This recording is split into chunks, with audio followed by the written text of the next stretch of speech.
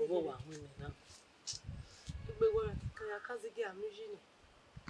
Ja, ati ba da keke di na. Yo ya fe na no keke ni madele. Adele ya iso wa ni. Ha? E ya ko na lo no. De o ga ya mi ba. O ka le egbe ni ma wo no ya mi o. Ewe, mo be ko yo. Ma we no ya mi o. De o keke ni mi ni ha ma we ge mi na ile ni. We ka egbe ne ula wa o gba mesa. Je wa mi ni aje wa ido pe wa gba mesa. Iye ro wa ni. Wa le ro wa, o ka ro wa o ide. O ka ro wa ni si gbegbe mi na. Ha? E be le gbegbe mi na. Ta se ni si keju. E be alo bi e. Ama. De o. Ama we do. Ama e ma be kan. Ma be kan e o.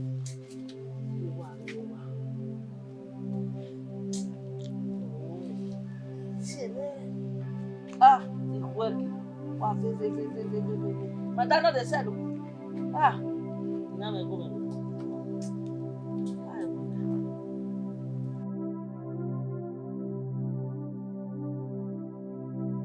Get the thing, you're not sick, baby. Puchi, look at you.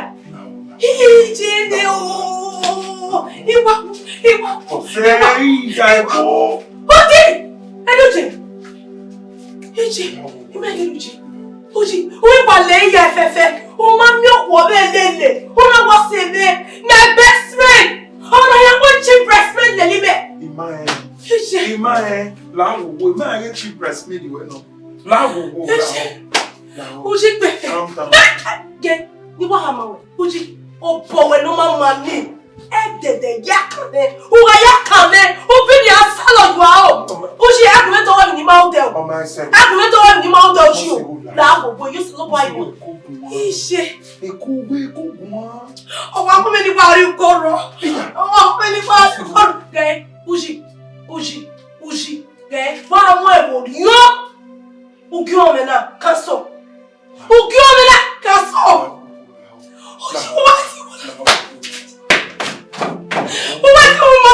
Oh, now we cook.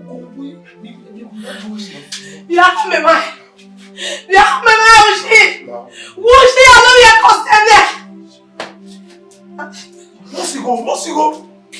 Mosigo now. Mosigo.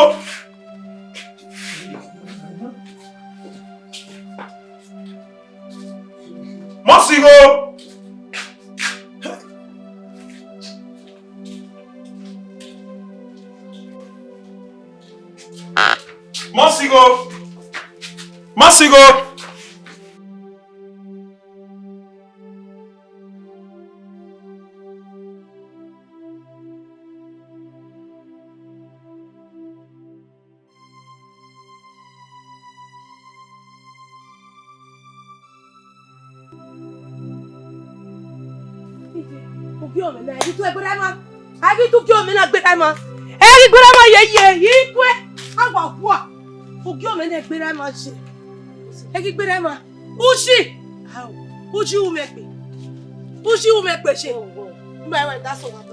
Ina we ni ya mi ji ni bi na ha ewe. Emi ya ni ma we. Ele. E di ba e kian sebo. Be save ani.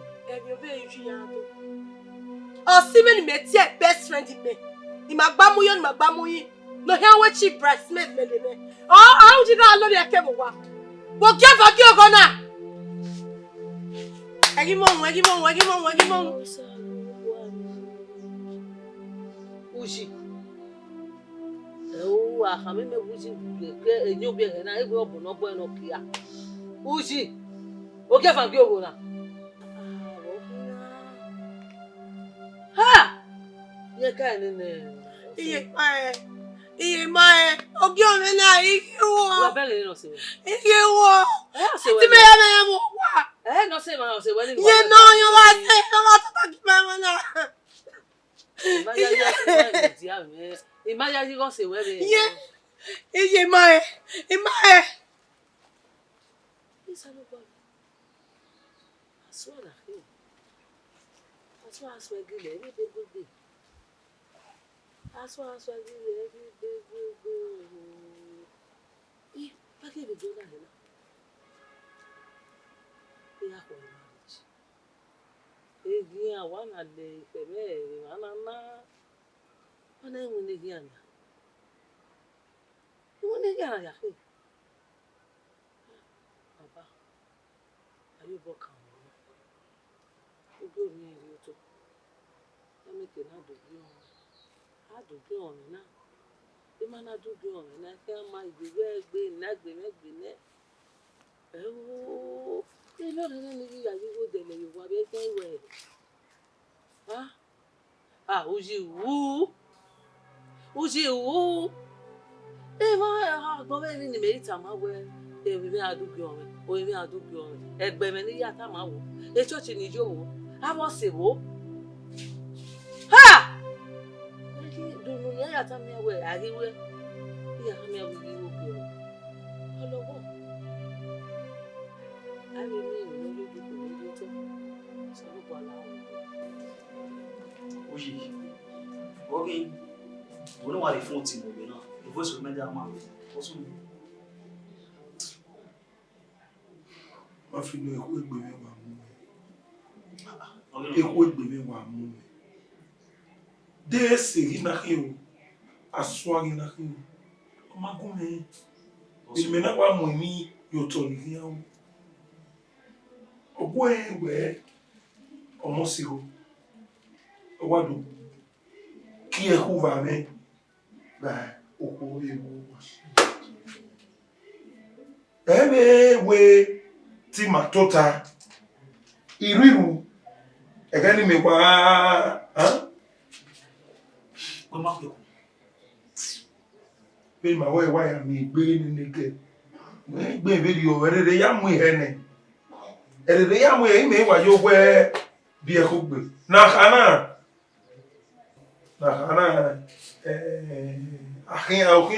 òkíyàn ló wẹ̀ ní wo wà.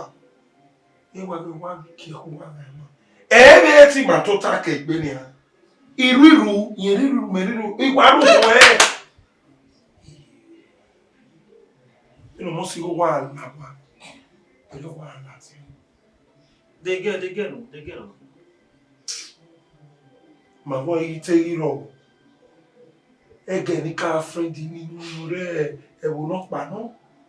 Lẹ́kùn ni. Ìyẹn náà. Wọ́n fi tó wú. Bẹ́ẹ̀ni wẹ̀ nẹ̀mí náà. Ẹni mẹ̀rẹ̀ lẹ́gbẹ̀ mẹ́. Ọ̀rẹ́ ọ̀mágúnmẹ́ yá ìsìn. Ìyẹn náà mẹ́kẹ́ ọmọ bọ́lí ọbọ̀ kan rẹ̀ èrè gbé. Ìyẹn ìwádìí ọbọ̀ kan mẹ́rẹ̀ óòrè. Ó tó wá fọkàn.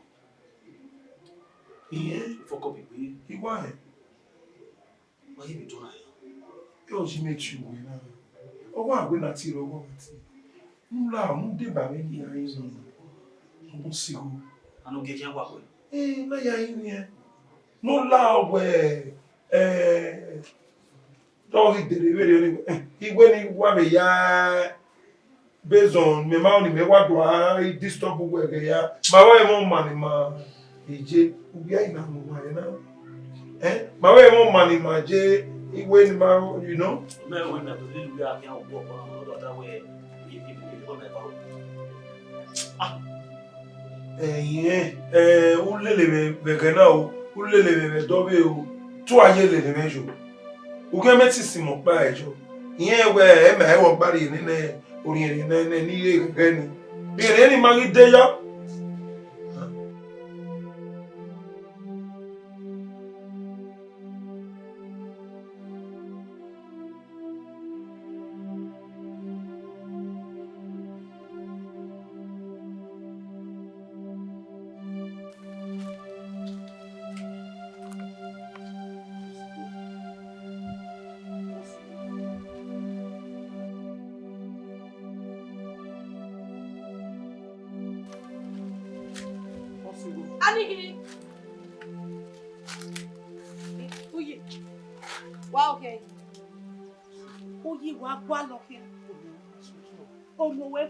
Sotọ ori weni uji edo le gbe sotọ o mo mo wori ma gbe ku gbe na ra o we na ra o na fi boy mi awo o mo mo wori ma gbe ko na fi bo na fi ma aderi ga mi amevi uji la go go yesa lo boy mi awo iyo lo ku isago ya mi awo na wo ni edo we ni my father via yibo keke gumia de yekewe la wo uchi o ma wo ni no gumia de yekewe gegi wapa la wo uchi wapa ni we ni negbewa ni we ni negbewa wa de oshime o uchi atamu me ya kamo kwa o wa de oshire uchi ekpa ni gumia tie you ekpe nekwemu akabo wade o atamu me ya uchi amu me ya agbogu ya wa ko yo ade dimi o we de du we pe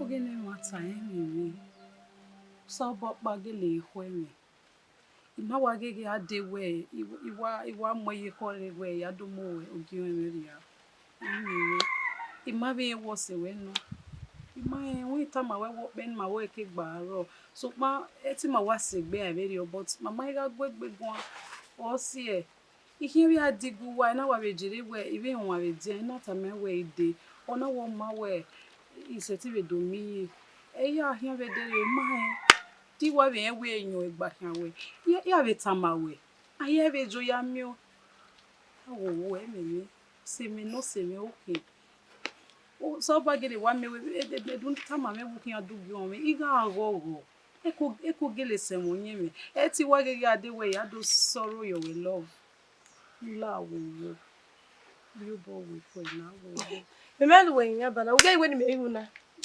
la wo wo you bo we for me my was we no so ba we my la wo wa we ni digo ni ya digo ni se la nse la nse mo se wo la wo ni ala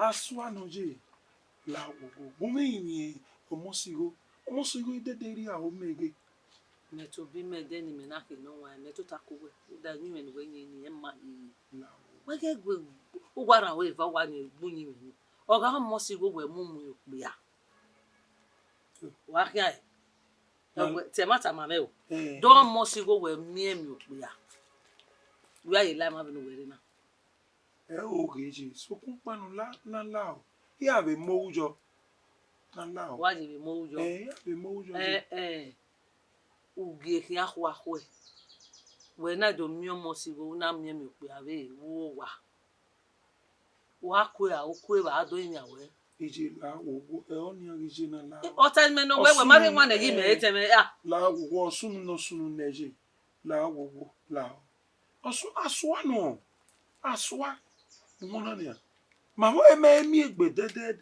e deri o wa so wa me ni ma wo ya ku se gbe ari ebon e deri o wa so wa me no si ni na ri onu eta yo iwe emi ke mi no ma ri mu yo to no ki awu ona emi si ehe madan ehe rian eri yo mo me gele ya si we asua eyin no je ni ma wo mo si go ya egbe ma emi okwo we iyen na pa o se mi ni ma wo igba kun ikugun azi okugbe edere wa de kun edere wa mo la beti o je o se mi kanu tele ma wo mo si go ke mi egbe e wo no pa no dia ki mama e o je ma wo me ide egbe ya o kan egbe ni ma ya se egbe a egbe wo me wo wa le edere oni ore ni obina zamu e ga no je la wo je ika bo we mo siru ogo na e wo no di akori mama na e oje maka gba wa ku ma wo mo siru ke yin egbe so kun ma wo mo siru ya egbe kere na de ma bo me ide egbe mi egbe la wo o wa re na ya go yin ya so pa inu we yin na we akia ai me kia du gi o me na inu de kan bo ko ni uwa te mata ma obi ere igbere gbe oni ni na oni re mo ai no abi ere kia na ya go yin ya o se je ti asi egbe sokun panu o ma kwe ti asi egbe Only meti, only in a swan or way. Almost even no women on ya. Or Guamo, Wemo, Nicky. A baby and I ought to order Bobby Mo, Emo, only him, my way, I didn't almost go you one. Oh, Ejuto. Oh, Johnny May, Ejuto, anywhere almost go say. La Wuji, I get soon, or have a basin. I get soon. La Wugo, Laji. If you are going, that way one. Yes. Oh, my year, so big. Koi, total seal. Koi. A gume wedo. I might come over one. Koi. Amo bobo, the Becky Banamina, what ya? Where can we go your home? Who gave ya when? Who want me really go worry lawa? It may. What are the me only men not more in a. They no we are him with no who. Wo wa de back we away. Wa in the way lao, when I be on na yin wana. We gwa to yin no kunya. Awa yin ya ruda oku no. Oga oku ya e odo ba ni no ku. We aw yan mo gbugi o mene. Wa ku.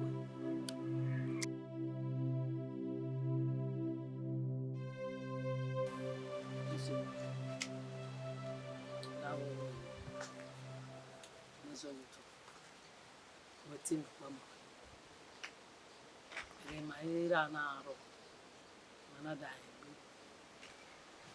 Ali ko mi wa o wa e. No goma. Endo so ha. Bi am. Iri klasi.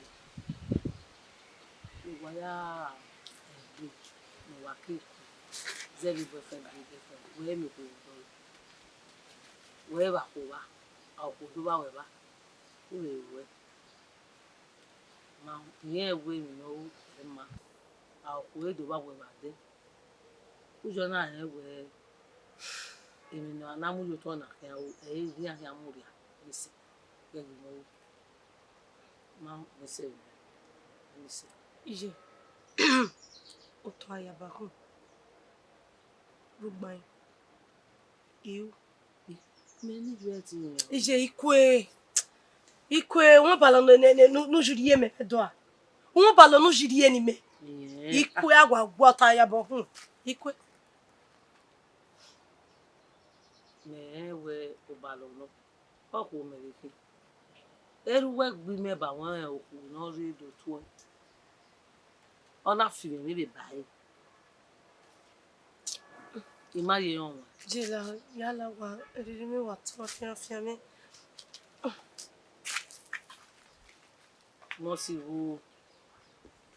Monsigo wa kwe. Wa aze mi ma mi ma kwa kwe to e kan. We kan kwe to e kan. We akwe. Wa kwe mi. E ge yan do agima.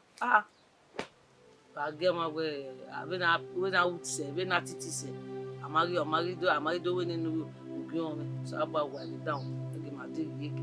Monsigo da ma ya la ge ma gbe se yo o.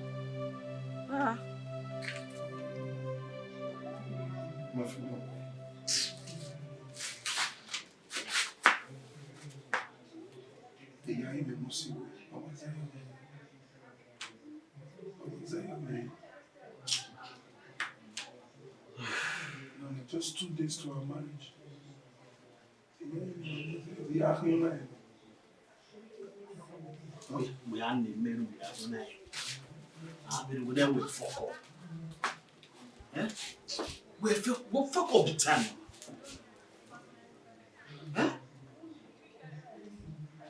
Imagine here when we are in here, put that way, woman in here.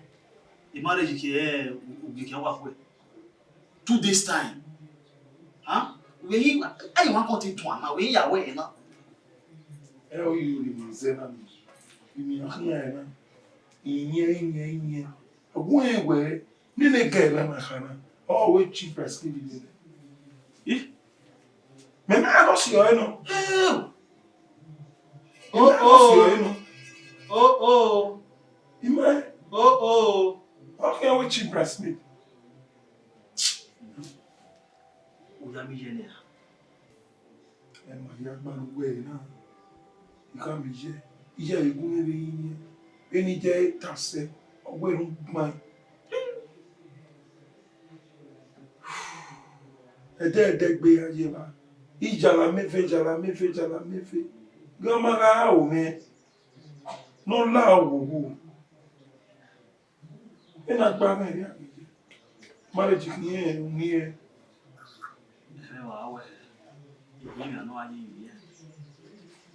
Awa yi bi. So ko pa no wa kama e o na we be su. We are wine and we are when this kind of thing cannot happen again. Cannot happen for the second time. puta seji There we majo majo mo kele re ado me ilu Imagine. la o ni I got him. I got him. I don't wear hotel album or says or see a album or tells it. So, hallelujah. Bí wàá wo ni wàá dùn pé wọn bọ́ pé wọn wẹ̀.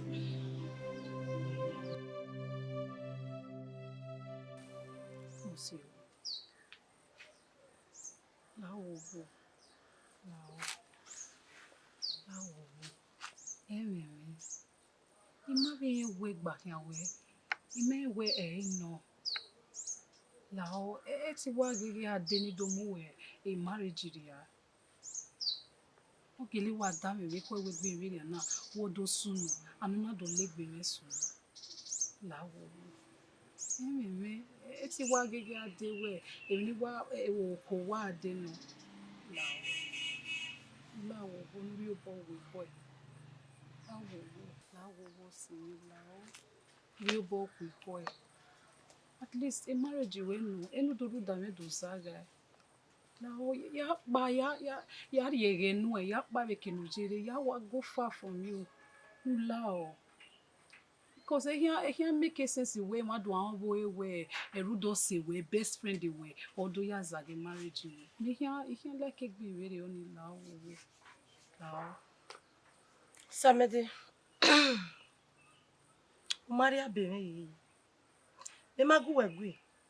Oge nu we ri wa here reme ni ado ata we wo mu mo meria. Ogo mu mo gi o. Uma we mi ro parun da me ma iha mu we go gbe ani melele. Ima be gi e ma we go gbe ani lele. Me ma de ri abenu ye uma be ri abeme ye. Nu da do ma be no ban eri o be we. Ona ido we kini gbo se me. Oni o ka bo wa da me. Ma bu we mezo. Ma bu we mezo ye. Ma bu ji o mezo. O ji to ewu. To ewu guji. Mosigo okpa ya hi do legbe me we olegbo ma be we inu sunu ni ema hia ma be ma ni awe osu we no re on we aya we chi breast me do zede we ogi won we magi wina la wo la onu bo we ko nu la onu ezaga nu ge wa ye we ni marriage me apa la wo monu do zage ogi won we ru da me la mi apa Samedi. O make be. Ima be we no pa so pa no ugi o me na. Ayi we gbe da ma.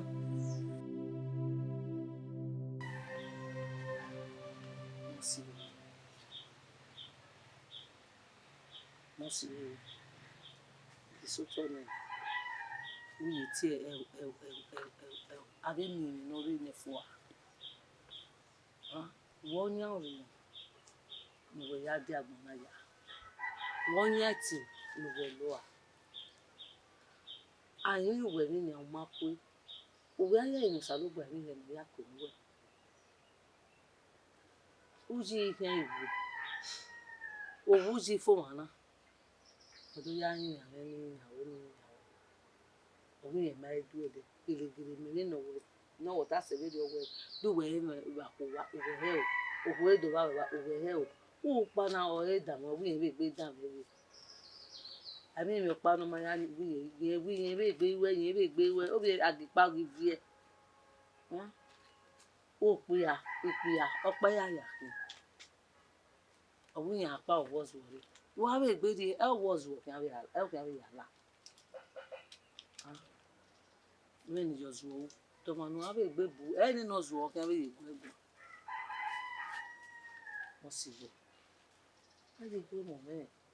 Agbo me mi ya fe ni me ri gbe mo. Ni a ti si won ma. Ni a ti Peter ma. Ni my time I ro we we awe marriage. Yeah, no ni ya time gbe we marry ma ti we ma o. Ta onu we ni ya de the church. Da onu we na go si me ya de. A ro suwe. No e we ya we marriage. O ya time. O we ye we. O we ya fi we. Ni chama ni me chama o se yo gira ya chama la o se la o ni tu be maru doji o yo ni ho ba e no we ni e ma awa wo ma e pe ya awa se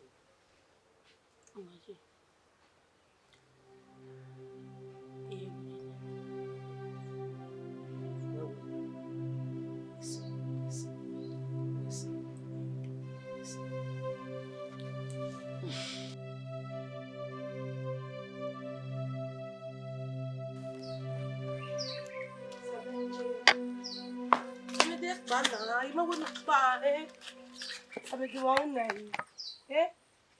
o ye do de gba kan me do pa ika mo be do ni gu maria be me ni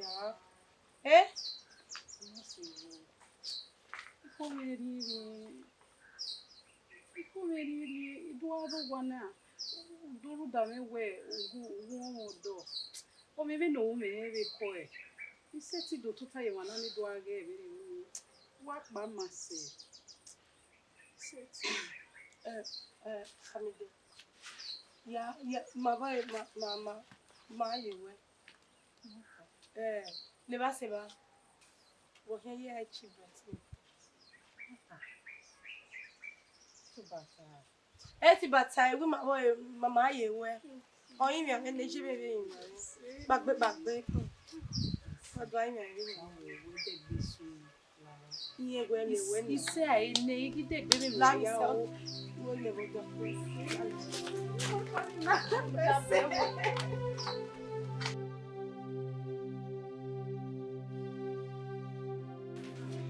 Music. Why you see all that? Now. Mommy, we no soon lady. But see, igwa mo you no way. Emnikin awunu. Ima go see we no. Live siba. We are going to meet we no yasu. Imeti egume explain. Now. Egide be isu. Now. Fi oye we na swa. Now. ma je me bi ko ni na bo Owe. Waka. na bo Oya bo. ni We see. Only no. Aye we marriage na. Aye we. di ko We see. bagbe di ko bagbe Oya bo we na na agugo. We see. Gie me na. Gie. Iro me. Even as I'm called gay. Eti osabu boa. Ede gbe isun. o ma we ka bagbe ni Ede gbe isun. we bagbe ni era mo mo We see. Ede gbe isun yi. ma ka bi Egi sun yi. Men we Moses ere ya anu. Emi ya ni kwa no gbe o. Ede gbe isun. We see. Masigo me. Amasigo me. Igo me no gie. Ukweyo wa ye iyo me. We see. Ya we no. It's a problem. Then be a woman carry at it. It will help some very rough about me. Oh, we will be money. Yeah, I'm over there. You tell what you man. Also, you manager it. Yeah, I'm over there. Oh, where he damn it, baby video. I can't book money. I can't book money. He gave me no. I will buy beer.